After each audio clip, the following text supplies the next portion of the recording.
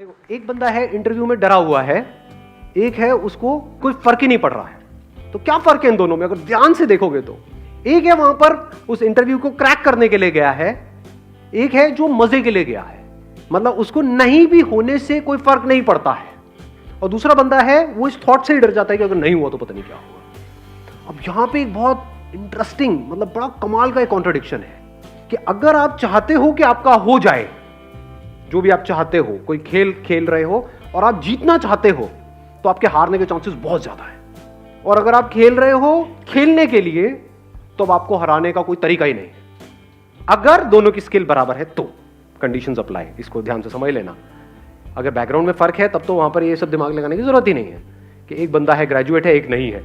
तो ग्रेजुएट का हो गया क्योंकि वहां पर लिखा हुआ था कि भाई ग्रेजुएट्स के लिए है, तो दूसरे को बाहर कर दिया। तो अब इसकी हम बात नहीं कर रहे हैं, हम कह रहे हैं एक ही कॉलेज से दो बच्चे निकल करके आए हैं और एक डर रहा है एक नहीं डर रहा है। तो डर का कॉज क्या है उसको हम फाइंड आउट करने की कोशिश कर रहे हैं। इसको आप डर भी बोल सकते हो, इसको स्ट्रेस भी बोल सकते हो, इसको प्रेशर भी बोल सकते हो, जिसकी वजह से क्या होता है हमारी जो कैपेबिलिटी है, जिस लेवल पे हम परफॉर्म कर सकते हैं उस लेवल पे हम नहीं कर पाते। क्योंकि जितना आप उस सक्सेस के बारे में सोचोगे कि मेरा ये जॉब इंटरव्यू क्रैक होगा होगा होगा होगा होगा, उतना ही आपके अंदर डर भी पैदा हो जाएगा, वो ना होने का डर। देख रहे हो ना दोनों में क्या फर्क था? एक में था कि मेरे को जॉब मिल जाए, अदर डिजायर कुड भी कितना मजा आएगा, इंटरव्यू के लिए जा रहा हूं, पहली बार जा रहा हूं, देखता हूं क्या होगा वहां पर। मतलब you are acting out of curiosity, एक बच्चे की तरह। ठीक है, हो गया नहीं हुआ कोई बात नहीं, क्या फर्क पड़ता है, यहां नहीं हुआ तो ये थोड़ी लाइफ खत्म हो जाएगी, या हो भी गया तो ये मतलब थोड़ी है कि जिंदगी भर यहीं पे रहने वाला हूं, हो सकता है वैसे ही निकाल दें 4 दिन बाद, तो ये भी तो हो जाता है, नहीं होता है। तो कहने का मतलब है कि ये नहीं कि ये हो रहा है वो हो रहा है, मतलब you are excited about the process. एक तरफ से you are excited only about the outcome. Job मिल गई तो मजा आ जाएगा, नहीं तो बुरा हाल हो जाएगा। तो आप एक भिखमंगों की तरह जियोगे। क्यों? क्योंकि डरे ही रहोगे ना। जॉब मिल भी गई ऐसे बंदे को, क्या वो डर डर के काम नहीं करेगा? क्योंकि मुझे यहां से निकाल दिया तो मैं बर्बाद हो जाऊंगा। क्या बर्बाद हो जाऊंगा? और तब अगर उसको ऊपर वाले बंदे आकर के कहेंगे, कठपुतली की तरह नचाएंगे कि तेरे को सारे गलत काम करने दुनिया जहान के, करेगा या नहीं करेगा? तो उसकी अपनी लाइफ बची कहां है? वो तो पपेट बन गया है, किसी और के हाथ में उसकी डोर है, वो नचा रहा है उसको। फॉर एग्जाम्पल कोई बंदा है, उसकी सोच है कि मुझे तो एक टॉप स्टार बनना है, कि मतलब बॉलीवुड में डेली, मतलब बॉम्बे अगर आप लोगों को पता हो तो, कि डेली हजारों लोग ट्रेन से उतरते हैं हीरो बनने के लिए, एक्टर बनने के लिए नहीं, हीरो बनने के लिए। सबको हीरो बनना है। तो क्या होता है उन लोगों का हाल? अच्छा होता है बुरा होता है? क्या कभी उनको हमने देखा जा करके प्रैक्टिकली उन लोगों की लाइफ को ऑब्जर्व किया है कि क्या क्या हालत होती है? मैंने धक्के खाए हैं इसलिए मुझे पता है अंदर की कहानी क्या है। बहुत बुरी हालत होती है, इतनी बुरी जिसकी कोई हद ही नहीं है। हर तरफ से पिसे हुए होते हैं। क्यों मर रहे हो? क्योंकि उनको हीरो बनना है। अब अगर उनको कोई सपना दिखाएगा कि हाँ, या उनको कोई रास्ता मिलेगा कि हाँ बेटा मैं तेरे को हीरो बना दूंगा, लेकिन जो मैं कहूंगा वो करना पड़ेगा, वो करेगा या मना करेगा? तो उसके अंदर बचा क्या सोच रहे हो? अगर दुनिया जहान के उसको गलत काम करने पड़ रहे हैं वो बनने के लिए, वो करने के लिए जो वो करना चाहता है, तो बन भी गया तो अंदर कुछ बचेगा ही नहीं। तब तक 5-10 साल में कुछ बचेगा ही नहीं। शक्ल देखोगे तो सब कुछ नकली होगा वहां पर, नकली हंसी, नकली सक्सेस, अंदर से सब खोखला, सब खाली। तो दूसरा तरीका क्या हो सकता है लाइफ को जीने का? अगर वो बंदा समझ पा रहा है तो वो क्या कहेगा? बाहर में क्या हीरो हीरोइन, इस सबसे क्या बनूं? एक्टिंग में है मेरा इंटरेस्ट, मेरे को एक्टर बनना है। एक्टर कौन है? एक्टर के लिए क्या बड़ा क्या छोटा? समझ रहे हो? अगर कोई एक्टर है तो उसके लिए स्टेज बड़ा या छोटा नहीं होता है, हीरो के लिए बड़ा छोटा होता है कि ये छोटा स्टेज है, मैं यहां पे कैसे आऊंगा। समझ रहे हो? तो ये कुछ बेसिक सी चीजें हैं जो अगर इस लाइफ में इस टाइम पे अगर आपको समझ आ गई ना, तो बड़ी कमाल की लाइफ हो सकती है। हाँ आप बोलिए।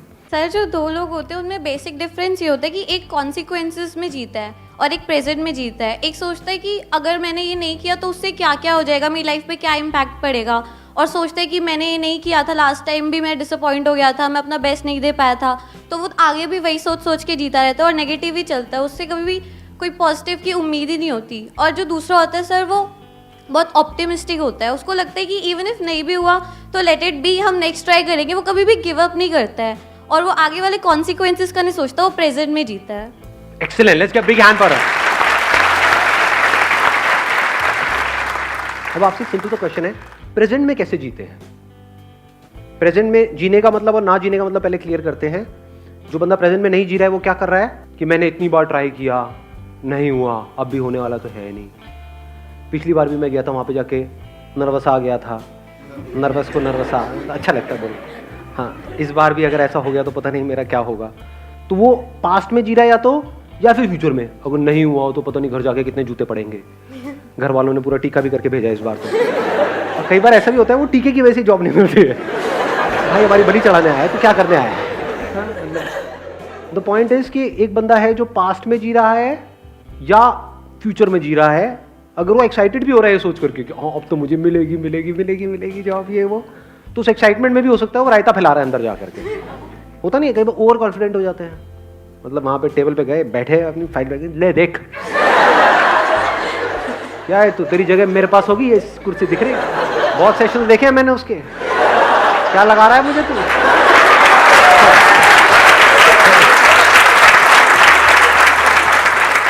ऐसे बंदों को मार पीट के बाहर फेंकते हैं, मतलब प्यार बोलेंगे नहीं, मार फेंक दिया जाएगा ऐसे बंदों। तो कहने का मतलब ओवर कॉन्फिडेंस भी प्रॉब्लम है, अंडर कॉन्फिडेंस भी प्रॉब्लम है।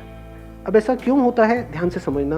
अगर आप कोई काम कर रहे हो और अपने अंदर ही अंदर कुछ और बोल रहे हो जो उस काम से रिलेटेड नहीं है, तो आप उस काम को ढंग से कर पाओगे?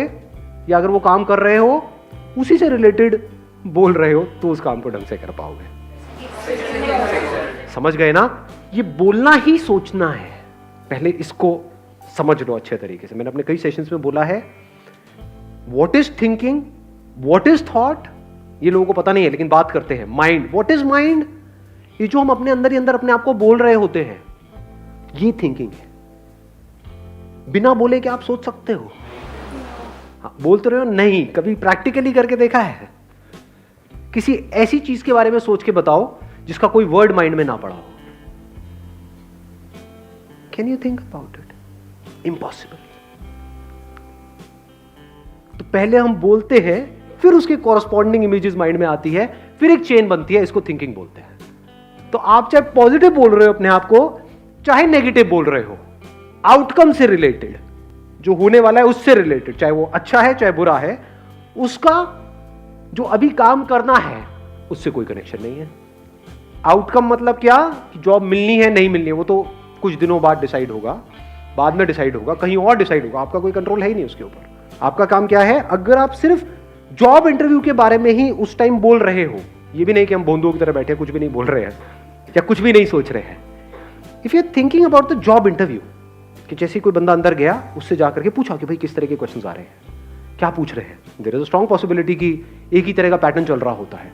तो आपने उसको सुना, समझा और अपनी प्रिपरेशन करी, अपना प्लान बनाया, उसमें कोई दिक्कत नहीं है। Because that plan, that preparation, that thinking about the interview is important. If you are speaking about जो होने वाला है बाद में कभी, उसके बारे में आप सोच रहे हो, या जो भी काम है उसके अलावा किसी भी चीज के बारे में आप बोल रहे हो, किसी भी चीज के बारे में, अपने माँ बाप के बारे में, घर में ये हुआ, वो होने वाला है, ये होगा, वो होगा, मिल गया तो ये होगा, पार्टी होगी, नहीं मिला तो, ये सब अगर आप बोल रहे हो तो आप उस मोमेंट में नहीं हो। बट अगर आप बोल रहे हो उसी से रिलेटेड जो आप काम कर रहे हो, जैसे अगर खेल रहे हो फील्ड में, तो अगर उस खेल से रिलेटेड आप बोल रहे हो अपने आप को, कि बंदा सामने से आ रहा है, मान लो फुटबॉल खेल रहे हो, कि ये आएगा, आ करके मुझे टांग मारने वाला है, मैं गिरने वाला हूं, क्यों ना मैं ऐसा करूं, यहीं पे रुक जाऊं, इसको लगेगा मैं निकलने वाला, ये करके मैं यहां से निकल जाऊं। ये सब हो रहा है, यही थिंकिंग है।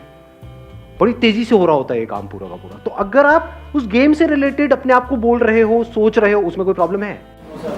कोई प्रॉब्लम नहीं। That means you are there in the present moment. But अगर उस टाइम पे देखना ये है कि सामने वाला ओपोनेंट कैसा है, उसकी स्ट्रेंथ्स क्या है, उसकी वीकनेसेस क्या है, मैं कहां से जाऊं, कैसे जाऊं, ये सोचने की बजाय अगर आप सोच रहे हो, आपकी नजर पड़ी वहां पे ट्रॉफी पे और उसके बारे में सोच रहे हो, इमेजिन कर रहे हो कि वो ट्रॉफी मेरे हाथ में होगी और फिर पूरी कंट्री सेलिब्रेट करेगी, ये होगा, वो होगा, I will create history, then आप फ्यूचर में हो, आप उस मोमेंट में हो ही नहीं। अब आप हार जाओगे। आपकी सक्सेस जो है, जिस भी फील्ड में आप जा रहे हो, उसका कनेक्शन है कि आप अपनी 100% कैपेबिलिटी पे परफॉर्म कर सकते हो या नहीं कर सकते। इसको ध्यान से समझ लेना, कुछ और एक और लेयर निकल करके आई है। मतलब आपकी कैपेबिलिटी ये है, यहां पर है, किसी और की कैपेबिलिटी ये है। आप उससे हार जाओ, कोई प्रॉब्लम नहीं है।